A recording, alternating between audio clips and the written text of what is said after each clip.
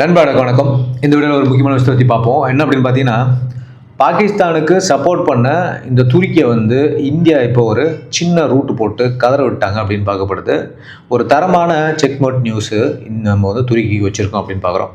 பாகிஸ்தானுக்கு ட்ரோனை கொடுத்து இந்தியாவுக்கு எதிராக ஆட்டம் போட்ட அந்த துருக்கிக்கு மரண அடியை இந்தியா அடிச்சிருக்கு அப்படின்னு பார்க்கப்படுது. அதுவும் ஆயுதத்தை வச்சுலாம் கிடையாது, ஒரு பேப்பர் வச்சு, அதாவது ஒரு ரூலை போட்டு இவங்களுக்கு செக் வச்சுட்டோம் அப்படின்னு பார்க்குறோம். வாங்க டீட்டெயிலாக வீடியோக்குள்ளே போயிட்டு பார்க்கலாம்.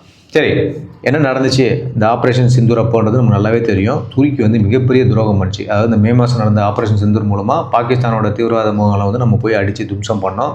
கிட்டத்தட்ட ஒரு 24 மணி நேரம் கழித்து பாகிஸ்தான் இந்தியா மேலே ட்ரோன் அட்டாக் பண்ணாங்க. நம்மளுடைய டிஃபென்ஸ் சிஸ்டம் S-400 அப்புறம் ஆகாஷ் இந்த மாதிரி விஷயங்கள்லாம் இந்த ட்ரோனுங்கெல்லாம் தும்சம் பண்ணிச்சு அப்படின்னு பார்க்கப்படுது. ஆனால் விஷயம் என்ன அப்படின்னா, நம்ம தெரிஞ்சுக்கின்றது துருக்கி தான் முக்கால்வாசி ட்ரோனை அவங்களுக்கு கொடுத்து பயங்கரமாக ஹெல்ப் பண்ணியிருக்காங்க அப்படின்ற மாதிரி நமக்கு தெரிய வந்துச்சு. ஆனால் நம்ம என்ன பண்ணோம்னா, துருக்கிட்டேருந்து விலகி வந்துட்டோம். அவங்க கூட பண்ணிட்டு இருந்த வர்த்தகம் எல்லாத்தையுமே நம்ம கம்மி பண்ணிட்டோம் அப்படின்னு பார்க்கப்படுது. இப்போது இந்த துருக்கியோட திருட்டு ஐடியா என்ன அப்படின்னு பார்த்தீங்கன்னாக்கா, துருக்கியோட பொருளாதாரம் ரொம்ப அதில் பாதாளத்தில் இருக்குது, மோசமாக போயிட்டுருக்கு, இன்ஃப்ளேஷனாக தாறுமாறாக போயிட்டுருக்குன்றது நமக்கு தெரிஞ்ச விஷயம் தான். இவங்களுக்கு ஒரு ஐடியா இப்போ வந்துச்சு. என்ன அப்படின்னா, இந்தியாவுக்கும் ஐரோப்பாவுக்கும் நடுவில் இந்த FTA ட்ரேட் டீல் நடந்துச்சு இல்லையா, இந்த அக்ரிமெண்ட்டை யூஸ் பண்ணுறதுக்கு அவங்க ஐடியா பண்ணாங்க அப்படின்னு பார்க்கப்படுது. நம்மளோட பொருட்களை ஐரோப்பாவுக்கு அனுப்பி அங்கேருந்து ஐரோப்பிய ஸ்டிக்கரை ஒட்டி இந்தியாவுக்கு அனுப்பிடலாம். ஸோ வரி இல்லாமல் நம்ம இந்தியாவில் விற்று லாபம் பார்த்துடலாம் அப்படின்ற மாதிரி ஒரு பிளானை இவங்க பண்ணியிருக்காங்க அப்படின்னு சொல்லப்படுது. இதான் என்ன சொல்கிறாங்கன்னா, பாஸ் த்ரூ பெனிஃபிட் அப்படின்னு சொல்கிறாங்க. இந்த மாதிரி விஷயத்தை இவங்க பண்ணலாம் அப்படின்ற மாதிரி ஐடியா பண்ணியிருந்தாங்க. இந்தியாவுடைய மாஸ் ரூல் இந்த விஷயத்துக்கு மிகப்பெரிய ஆப்பு வச்சிச்சு அப்படின்னு பார்க்குறோம். இந்தியா எவ்வளோ உஷாருன்னு பாருங்கள். இந்த ஒப்பந்தத்தில் ஒரு சின்ன ரூலை இந்தியா சேர்த்துருக்காங்க. அதுதான் இந்த ரூல் ஆஃப் ஆரிஜின் அப்படின்னு சொல்கிறாங்க. இதன்படி ஐரோப்பாவிலிருந்து எந்த ஒரு பொருள் வந்தாலும் சரி, அது எந்த நாட்டில் உருவாக்கப்படுது, அதாவது ஆரிஜின் எது அப்படின்ற மாதிரி ஒரு சர்டிஃபிகேட் வேணும். இந்தியா தான் இந்த ரூலை போட்டிருக்கு. துருக்கி ஏதாச்சும் தில்லுமுள்ளு பண்ணி இந்த சான்றிதழை மாற்றிட முடியுமா அப்படின்னு கேட்டிங்கனாக்கா, அந்த மாதிரிலாம் பண்ண முடியாது. ஏன் அப்படின்னா, 2026 இந்த ரூல் ஆஃப் ஆரிஜின்ன்ற சிஸ்டம் பார்த்திங்கன்னா ரொம்ப காம்ப்ளிகேட்டடானது. இதை ஈஸியாக ஏமாற்ற முடியாது அப்படின்னு சொல்கிறாங்க. ஏன் துருக்கியால் இதை மேனிப்புலேட் பண்ண முடியாது அப்படின்றதுக்கு 4 ரீசன் இருக்குது. முதல் ரீசன் என்ன அப்படின்னாக்கா, 40% வேல்யூ அடிஷன் ரூல்னு சொல்கிறாங்க. அந்த மதிப்பு கூட்டல் விதின்னு சொல்லுவாங்க இல்லையா, அந்த விஷயம் இங்கே ப்ளே பண்ணணும்னு சொல்லப்படுது. அதாவது இந்த ஒப்பந்தத்துப்படி ஒரு பொருளை ஐரோப்பாவிலிருந்து வருது அப்படின்னாக்கா, அந்த பொருளோட மதிப்பில் குறைஞ்சது 40%லேருந்து 30% வரைக்கும் ஐரோப்பிய நாடுகளே உருவாக்கப்பட்டிருக்குது அப்படின்ற மாதிரி ஒரு விஷயத்தை அவங்க சொல்லணும். அதாவது அதில் இருக்கிற மெஷினரிஸ், அதாவது உள்ள இருக்கிற ஸ்பேர் பார்ட்ஸ் எல்லாமே ஐரோப்பாவிலே உருவாக்கி இருக்கணும் அப்படின்ற மாதிரி ஒரு சர்டிஃபிகேட் வேணும். துருக்கியோட ஒரு மெஷினை செஞ்சு அதை அப்படியே ஐரோப்பாவுக்கு கொண்டு ஸ்டிக்கரை மட்டும் ஒட்டி இந்தியாவுக்கு அனுப்ப அப்படின்னாக்கா அது செல்லாது அப்படின்னு பார்க்குறோம். அந்த மெஷினோட முக்கியமான பாகங்கள் நான் சொன்ன மாதிரி எல்லாமே யூரோப்பில் தயாரிச்சிருக்கணும் அப்படின்னு பார்க்கப்படுது. இல்லை அப்படின்னா இந்த வரியிலேருந்து அதுக்கு விலக்கு வந்துடும் அப்படின்னு பார்க்குறோம். அடுத்தது ரெண்டாவது என்னன்னு பார்த்தீங்கன்னா, இந்த பிளாக் செயின் வெரிஃபிகேஷன் அப்படின்னு சொல்கிறாங்க. இப்போ நடக்கக்கூடிய இந்த விஷயங்கள் எல்லாமே பார்த்தீங்கன்னா, இந்த சர்டிஃபிகேட் மெத்தட் எல்லாமே டிஜிட்டல் முறையில் தான் வந்துட்டு இருக்கு அப்படின்னு பார்க்குறோம். அதாவது இந்த பிளாக் செயின் டெக்னாலஜி மூலமாக தான் கண்காணிக்கப்படுது அப்படின்னு சொல்கிறாங்க. ஒரு பொருள் எங்கேருந்து கிளம்புது, எந்தெந்த துறைமுகத்துக்குலாம் போகுது அப்படின்ற எல்லா டேட்டாவும் இந்த சுங்கத்துறை கிட்ட இப்போ கிடைக்கும் அப்படின்னு பார்க்குறோம். துருக்கி ஒரு பொருளை தயாரித்து ஐரோப்பாவுக்கு அனுப்பி அங்கேருந்து இந்தியாவுக்கு திருத்தனமாக அனுப்பணும் அப்படின்னு அவங்க ட்ரை பண்ணாங்க அப்படின்னா, இந்த ட்ராக் ரெக்கார்டில் அது பிடிபட்டுடும் அப்படின்னு பார்க்கப்படுது. அடுத்தது என்னென்னா, ஐரோப்பா மேலே இருக்கக்கூடிய ஒரு நம்பிக்கை. ஏன்னா EUனாலே கொஞ்சம் ஒரு ட்ரஸ்டபிள் பார்ட்னர் அப்படின்னு பார்க்குறாங்க. இந்தியா கூட பார்த்திங்கன்னா மதர் ஆஃப் டீல் ஒப்பந்தத்தை செஞ்சுருக்கிறது இவங்க தான். அவங்களுடைய லாபத்துக்காக துருக்கி மாதிரியான ஒரு நாடு உள்ளே புகுந்து தில்லுமுள்ளு பண்ணல அவங்க அனுமதிச்சாங்க அப்படின்னா, அது இந்திய ஐரோப்பிய உறவை பாதிக்கும்ன்றது அவங்க நல்லாவே தெரியும்.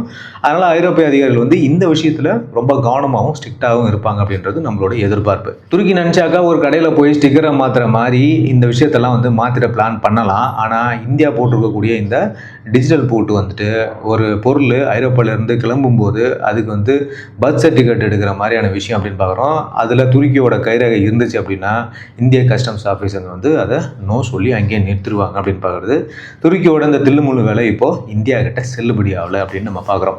இதுக்கு தான் இந்த துருக்கியோட மீடியாக்கள்லாம் கதறாங்க அப்படின்னு பார்க்குறோம். இந்த நியூஸ் தெரிஞ்ச உடனே என்ன பண்ணுறாங்க அப்படின்னா, துருக்கி மீடியா என்ன சொல்கிறாங்கன்னா, இந்தியா எங்களை வேணும்னே ஓரம் கட்டுது, எங்கள் பிஸ்னஸை மொத்தமாக காலி பண்ணுறாங்க அவங்க அப்படின்ற மாதிரி புலம்புறாங்க. ஏன்னா அவங்களுக்கு ஆல்ரெடி பிஸ்னஸ்லாம் அடிபட்டுருக்கு, அவங்களுடைய ஃபைனான்ஸ் அதர் பாலத்தான் போயிட்டுருக்கு அப்படின்றது நமக்கு எல்லாருக்குமே தெரியும்.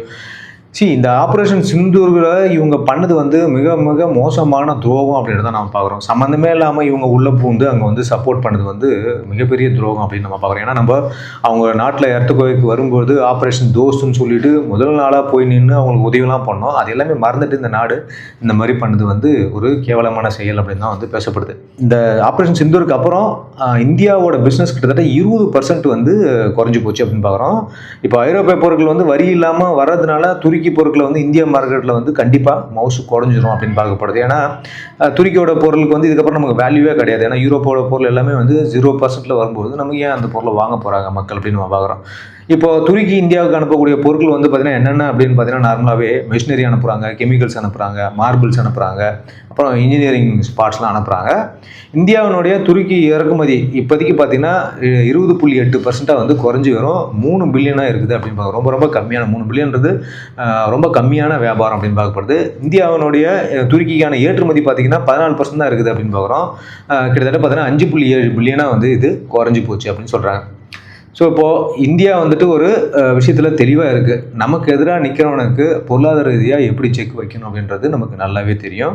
துருக்கியோட இந்த ஐரோப்பா ரூட் இப்போது டோட்டலாகவே க்ளோஸ் ஆகிடுச்சு அப்படின்னு பார்க்குறோம். ஸோ இது வந்து என்ன தெரியுது அப்படின்னாக்கா இவங்க வந்து இந்த மதர் ஆஃப் டீல் வந்து யூட்டிலைஸ் பண்ணலாம் அப்படின்ற மாதிரி ஒரு கணக்கில் இருந்தாங்க துருக்கி. அவங்களுக்கு இப்போ கேட்ட போட்டோம் நம்ம அப்படின்னு பார்க்கப்படுது. கண்டிப்பாக இதை அவங்க எதிர்பார்க்கல அப்படின்றத நம்ம பார்க்கணும். துருக்கி வந்து நம்ம கூட வந்து ஒரு வச்சுக்கிறது வந்து நமக்கு எந்த விதத்துலையும் லாஸ் கிடையாது. அவங்களுக்கு தான் மிகப்பெரிய லாஸ் அப்படின்னு பார்க்குறோம். ஏன் அப்படின்னா உலகத்தில் கூட எல்லா நாடுமே இந்தியா கூட வர்த்தகம் பண்ண விரும்புகிறாங்க. 140 கோடி, அது இல்லாமல் வளர்ந்து வர ஒரு எக்கானமி, பையிங் பவர் வந்து அதிகமாகிட்டே வருது. ஸோ எவ்வளோ பெரிய பொருட்கள் அவங்க எடுத்துன்னு வந்து இங்கே விற்க வந்தாலும் வாங்கிறதுக்கான ஆட்கள் வந்து இங்கே அதிகமாகிட்டே வராங்க அப்படின்றத வந்து உலக நாடுகள்லாம் ஏற்றுக்கிறாங்க. ஆனால் இந்த துருக்கி வந்து ஒரு தவறான செயலை செஞ்சு இந்தியா கிட்ட வந்து ஒரு பகையை வந்து கொண்டு வந்துட்டாங்க அப்படின்னு பார்க்கப்படுது. அதுக்கான படங்களை வந்து அவங்க சீரியஸாக அனுபவிப்பாங்க அப்படின்றது தான் இந்த விஷயத்தில் நமக்கு தெரியும். ஓகே மக்களே, ஸோ வீடியோ இன்ஃபர்மேட்டிவாக இருக்கும்னு நம்புகிறேன். கண்டிப்பாக சேனல் சப்ஸ்கிரைப் பண்ணுங்கள், உங்களோட கருத்துக்களை தெரிவிங்க, வீடியோ லைக் பண்ணுங்கள், ஃப்ரெண்ட்ஸுக்கெல்லாம் ஷேர் பண்ணுங்கள். மீண்டும் சந்திப்போம். தேங்க்யூ, பை, ஜெய் ஹிந்த்.